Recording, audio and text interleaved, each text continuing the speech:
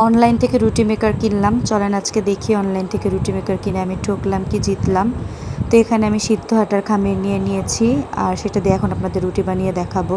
অনেকটা ভয়ে ভয়ে কাজটা করছিলাম আর এরপর রেজাল্টটা যা দেখতে পেলাম সেটা দেখে তো আমি পুরোই অবাক।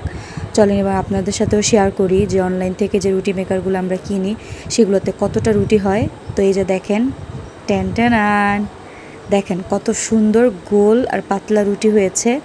আমি কিন্তু খামিটা সিদ্ধ আটার করেছিলাম আর আমি যেহেতু ভয়ে ভয়ে বানাচ্ছিলাম হবে কি হবে না চিন্তা করে খামিটা বেশ নরম করেছিলাম। তবে যেটা ফিল করলাম অতটা কিন্তু নরম খামির না হলেও চলে। আমরা সাধারণত বাসায় যে ধরনের রুটির খামির তৈরি করি ওভাবে বানালেই হয়।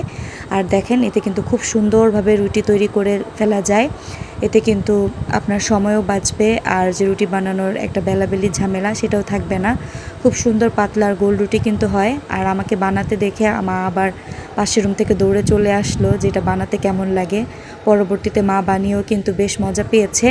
বিশ্বাস করেন খুব বেশি কিন্তু প্রেস করতে হয় না, খুব ইজিলি রুটি বানানো যায়।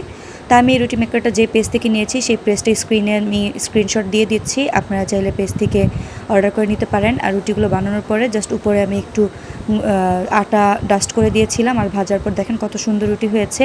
তো আলহামদুলিল্লাহ এই রুটি মেকারটা আমার একদম টাকা উসুল প্রোডাক্ট, আপনারা চাইলে এই পেজ থেকে প্রোডাক্ট অর্ডার করতে পারেন।